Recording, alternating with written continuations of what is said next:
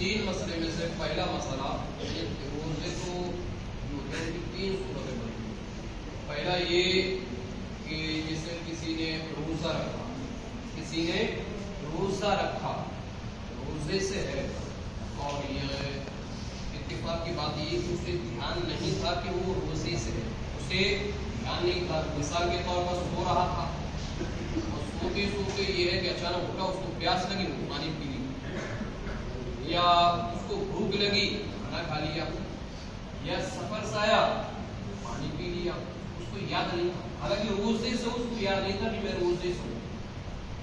یا یہ ہے کہ اپنی بیوی سے جمع کر لیا، اپنی بیوی سے صحبت کر لی، اپنی بیوی سے ہمبستری کر لی، اس کو یاد نہیں ہے کہ میں روزے سے تھا. اب اس صورت میں ہمارا روزہ ٹوٹے گا یا نہیں ٹوٹے گا؟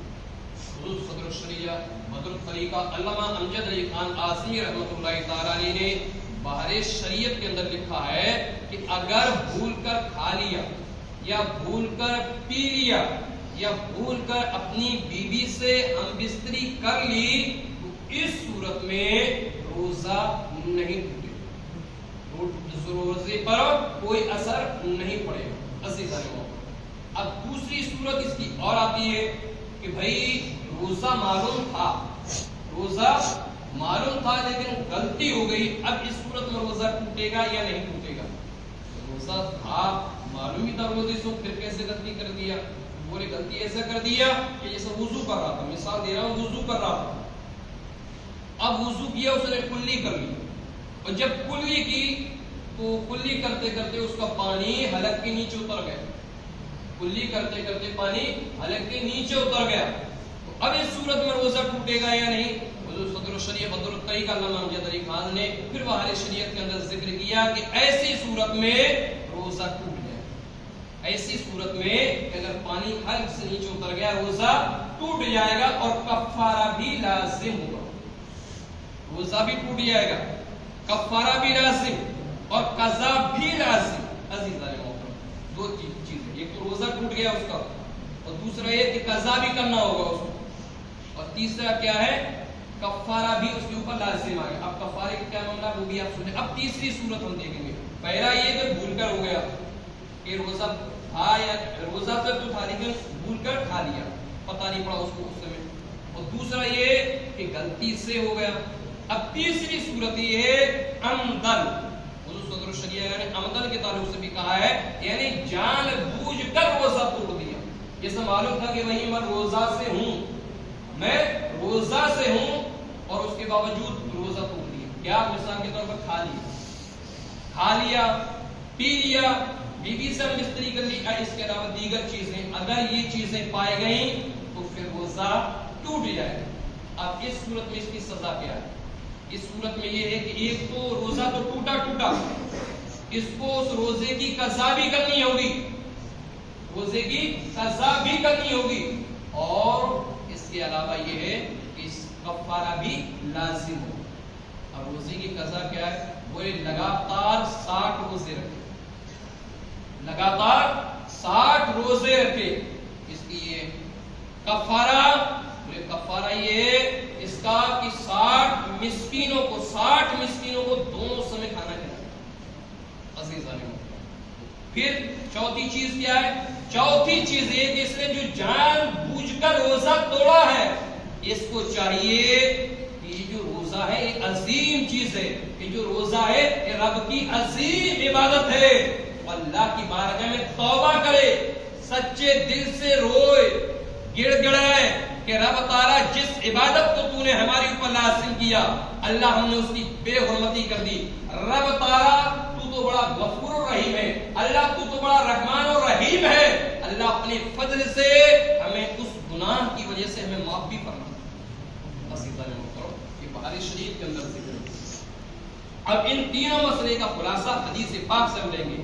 حدیث ہے ابن ماجہ کی، یہی حدیث ملتی ہے ہمیں مشکات کے اندر. حضرت ابو ہریرہ رضی اللہ تعالیٰ عنہ سے روایت ہے، پیارے آقا صلی اللہ علیہ وسلم فرماتے ہیں کہ جو بھول گیا کہ میں روزے سے تھا، یعنی اس کو اپنا روزہ یاد نہیں تھا، روزہ تو تھا لیکن اس کو روزہ یاد نہیں تھا، اور اس نے کھا پی لیا. آقا کریم صلی اللہ علیہ وسلم فرماتے ہیں کہ وہ اپنا روزہ پورا کرے، وہ اپنا روزہ پورا کرے۔ کیا معاملہ؟ یعنی جیسے میں روزے سے نہ بھول گیا، میں روزے سے ہوں یا نہیں ہوں، تو میں کھانا کھا رہا تھا، اتفاق کی بات مجھے یاد آیا میں تو روزے سے تھا، تو وہیں کے وہیں چھوڑ دے، کلی کر دے، نیت باندھ لے، اس کا روزہ صحیح، وہیں کے وہیں چھوڑ دے۔ اب یہ نہیں ہے کہ بھائی کھا رہا تھا اور اچانک منہ میں لقمہ ہے، ابھی ایسا بھی ہوتا ہے، وہی منہ میں لقمہ اس سمے یاد آ گیا، اب اس سمے کیا کہ چبا بھی لیا لقمہ، اب اس سمے یاد آیا تو شریعت مطالعہ کی جانب سے کیا جواب آتا ہے؟ اس لقمے کو باہر نکالو، اس لقمے کو اگر اندر لے لیے اس حالت میں بھی تو پھر روزہ ٹوٹ جائے گا، اور اس صورت میں بھی اگر اس لقمے کو باہر پھینک دیا، باہر نکال دیا تو بھی ہمارا روزہ نہیں ٹوٹے گا۔ یہ ابن ماجہ کی روایت ہے، اس کے علاوہ مشکات کی روایت ہے۔ اب ایک روایت اور آخری روایت بخاری اور مسلم دونوں کی متفق علیہ حدیث، اور وہ ہے حضرت ابو ہریرہ رضی اللہ عنہ سے۔ ایک صحابی آقا کریم صلی اللہ علیہ وسلم کی بارگاہ میں آتے ہیں اور عرض کرتے ہیں یا رسول اللہ میں ہلاک ہو گیا، یا رسول اللہ میں ہلاک ہو گیا۔ حضرت ابو ہریرہ یہ کہتے ہیں کہ حضور کے پاس تمام صحابہ کرام بیٹھے ہوئے تھے، جب وہ صحابی آئے ہلاک ہو گیا، پیغمبر علیہ السلام نے فرمایا صحابی کیا ہوا؟ کہا یا رسول اللہ علیہ الصلوۃ والسلام میں نے اپنی بیوی سے جماع کر لیا ہے اس حالت میں کہ میں روزے سے تھا، میں نے اپنی بیوی سے جماع کر لیا ہے اس حالت میں کہ میں روزے سے تھا، اور بھول کے نہیں کیا، بھول کے نہیں، جان بوجھ کر، بھول کے نہیں، جان بوجھ کر۔ آقا کریم صلی اللہ علیہ وسلم نے فرمایا کیا تمہارے پاس کوئی غلام ہے؟ کہا یا رسول اللہ میرے پاس کوئی غلام نہیں۔ حضور علیہ الصلوۃ والسلام نے فرمایا تو پھر تم 60 روزے لگاتار رکھ سکتے ہو؟ بولے یا رسول اللہ میں 60 روزے لگاتار نہیں رکھ سکتا۔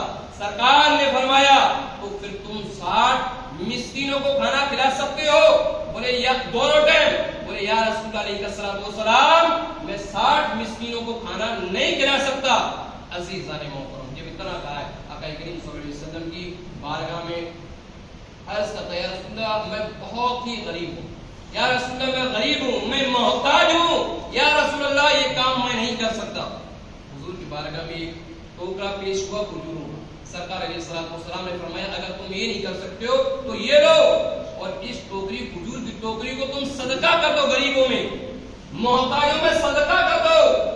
وہ صحابی رسول عرض کرتے ہیں یا رسول اللہ علیہ الصلوۃ والسلام کیا میں اپنے سے زیادہ محتاج کو کروں؟ سرکار نے فرمایا ہاں۔ حضور علیہ الصلوۃ والسلام سے عرض کرتا ہے یا رسول اللہ اس مدینے کی گلیوں میں مجھ سے زیادہ کوئی غریب اور کوئی محتاج نہیں ہے۔ میرے آقا نے فرمایا تو پھر لو اور تم بھی کھاؤ اور اپنے گھر والوں کو بھی کھلاؤ۔ عزیزان محترم اس سے ہم نے کیا سیکھا؟ اس سے ہم نے یہ سیکھا کہ آقا کریم صلی اللہ علیہ وسلم کو جب رب تعالیٰ نے دنیا پر بھیجا ہے تو مجبور اور محتاج بنا کے نہیں بلکہ آقا کو بھیجا تو مختار بنا کے بھیجا، اور ایسا مختار بنا کر، ایسا مختار بنا کر کہ اگر حضور کسی حلال چیز کو، کسی حلال کو اگر حضور کہتے ہیں حرام ہے تو وہ حرام ہو جائے گی، اور کسی حرام کو یہ کہتے ہیں حضور یہ حلال ہے تو شریعت مطہرہ اسی کو حلال کرے گی۔ یہ رب تعالیٰ نے پاگل آقا کریم صلی اللہ علیہ وسلم کو عنایت فرمایا ہے، کیونکہ جو مصطفیٰ کریم صلی اللہ علیہ وسلم بول دے، حضور جو بول دے وہی شریعت، حضور جو بول دے وہی شریعت۔